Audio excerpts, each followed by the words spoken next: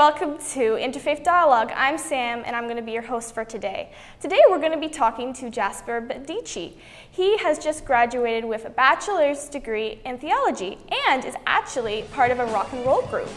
So, when and why did you start playing guitar? Well, I started to play guitar when I was in grade 6. I broke my thumb and wrist, so I just dropped the whole thing and I was fed up with it. Then I picked it up again in high school, and I was really influenced by really great musicians like Jimmy Page of Led Zeppelin, Jimi Hendrix, Eric Clapton and Cream, you name it, the Beatles, the Doors, you know, just some of my favorites, Led Zeppelin being my most favorite, and I always wanted to aspire and become a guitarist. So can you tell me about the band you're part of? Well, the band that I'm in is called We're the Shallow Seas. I'm the lead guitarist and backup vocalist for the band.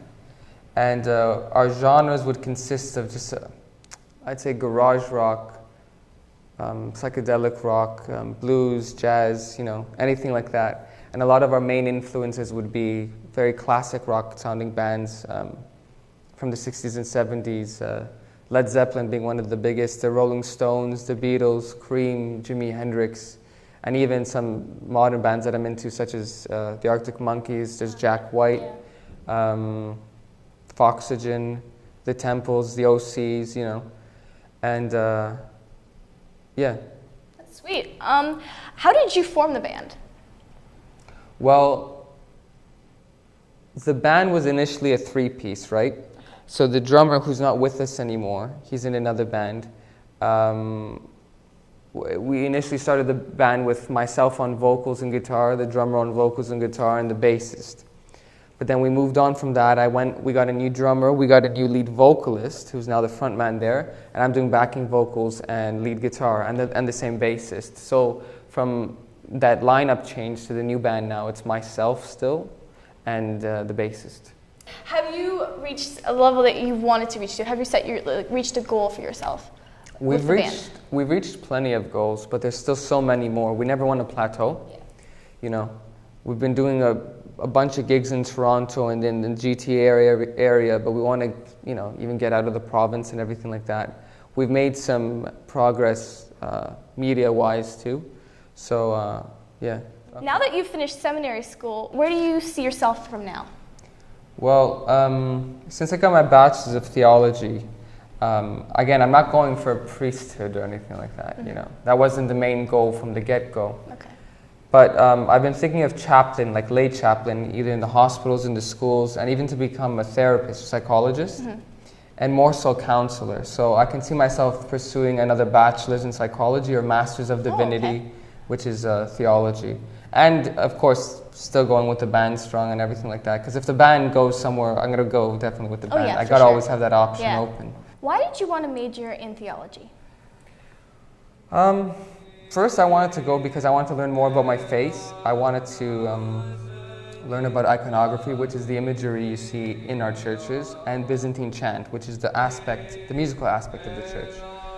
And once I got in seminary and you started to just learn so much more dogma, doctrine, what we believed, theology, sayings of the church fathers who are just full of wisdom, you just see how much more there is to the life that you live.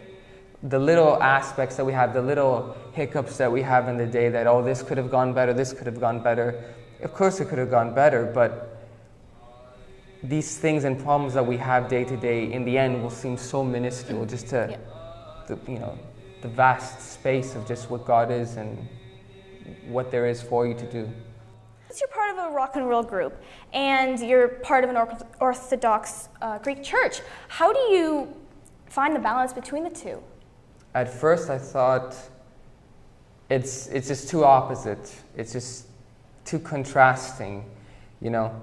And because one just teaches you to be completely humble, while the other one could seem very prideful. You're on stage. Yeah.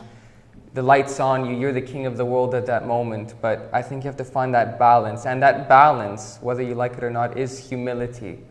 Because humility is just, it's something very hard to achieve, but when you achieve it, once you're humble, anything can come at you, and you become positive from it. And I think that's the goal. That's the middle way, which is humility. Yeah. What is the hardest part for balancing for you? That's a good question. You know what? It depends on the individual. I think you have to be true to yourself, because at church you can have extremists there, fanatics, people who are narrow-minded, who just think this way and that's it, which is not the way you won't grow that way. Yeah. Likewise, there's the extremes in the rock scene, whether it be drugs, you name it. Anything's honestly there. Yeah. But it depends if you choose to do that. It all depends on the strength of the individual, and that's where you find the balance. It's all from you, you know. What keeps you from temptation? Just having a life in the church, I guess. There's some things that I don't do, or I wouldn't do for myself. Again, if someone wants to do something, I'm not going to stop them, because everyone has their free will. Everyone can do it and say as they please. But just for myself, just from what I've been taught and from what I learn and just from what I want for myself, I would, of course, stay away from doing some things.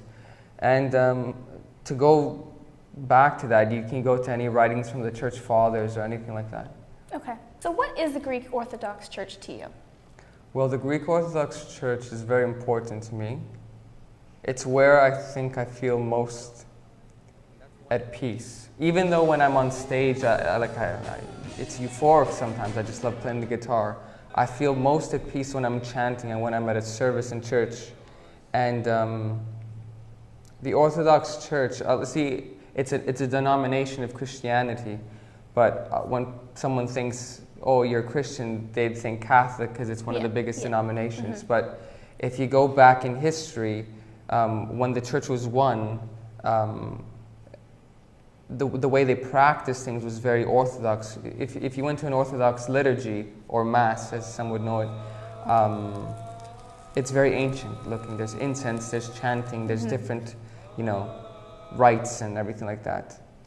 And once the church is split, back in 1054, it became the Eastern Orthodox or Greek Orthodox Church and the Roman Catholic Church, and then from there Protestantism came out. So the Greek Orthodox Church and the Orthodox Church in general has kept traditions and values and teachings that the apostles themselves had, from Christ to the apostles to the bishops, so on, through apostolic succession.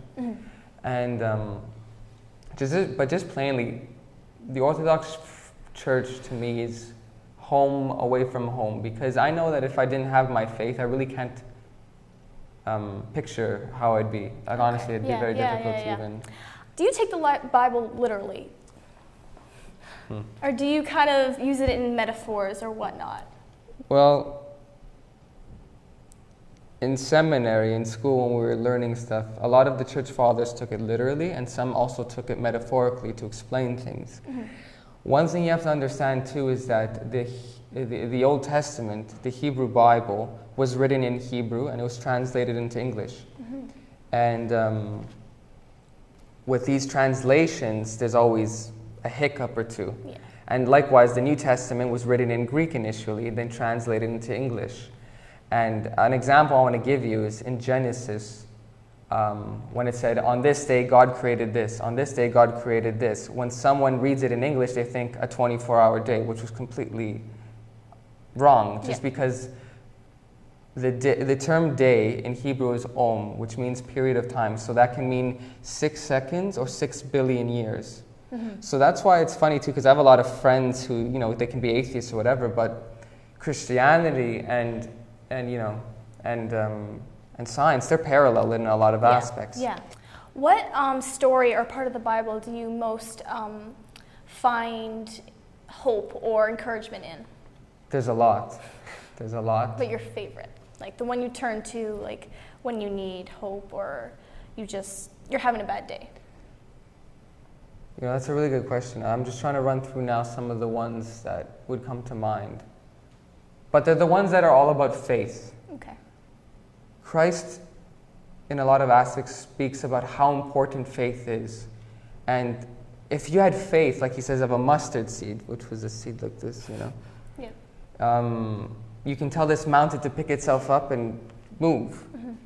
Right now, if somebody were to tell me that, I'd say you're nuts, But right there's the lack of faith. And I know it's kind of dodging your question, but whenever you see in any of the Gospels where Christ healed someone, these people came up to him crying out to his name, help me, heal me, save me. Yes. They're calling to him. So in there's the faith. Just like there's a story of that woman who had the issue of blood. I can't remember what type of issue it was, but there was a crowd all around Jesus who was walking through, and so many people were touching him. And this woman believed, if I touch his garb or his robe, I'm going to be healed. So she touched it, and Jesus felt some of his energy come out of him. And he stopped everyone. He's like, who touched me? And one of the apostles said, Lord, everyone's around you. Everyone's touching at you. Everyone is. No, she said, but someone touched me, and I felt energy. Yeah. So basically, she comes up humbly, and she says, it was me. And she says, and he basically said, go in peace. He says, and he usually says, go in peace, sin no more, which is like, try not to fall again, but go in peace. That's the peace that's from above, that you keep. Okay. That's the one that you need. For people who are wondering about the Christian faith or the Greek Orthodox Church, and are like, I wonder, should I be involved in it, or, will it improve my way of life, or are just really curious, what would you say to those people? I would invite them to come to a liturgy anytime they'd want. And even my favorite time to go to church too is when there's no liturgy and when I just go sit in there myself. Okay. Yeah. But, and don't be discouraged, because you can get discouraged very easily, not just in the Greek Orthodox Church, but in any church, in any aspect. Someone might say something to you that might turn you off or anything like this. Remember, you're not going there for anyone or anything other than to unite yourself to life, which is Christ. That's what it is. That's what it's all about. And to better yourself in every aspect that you can. Okay. Well, thank you very much. This has been Interfaith Dialogue. I've been chatting with Jasper Bendici. Till next time, bye.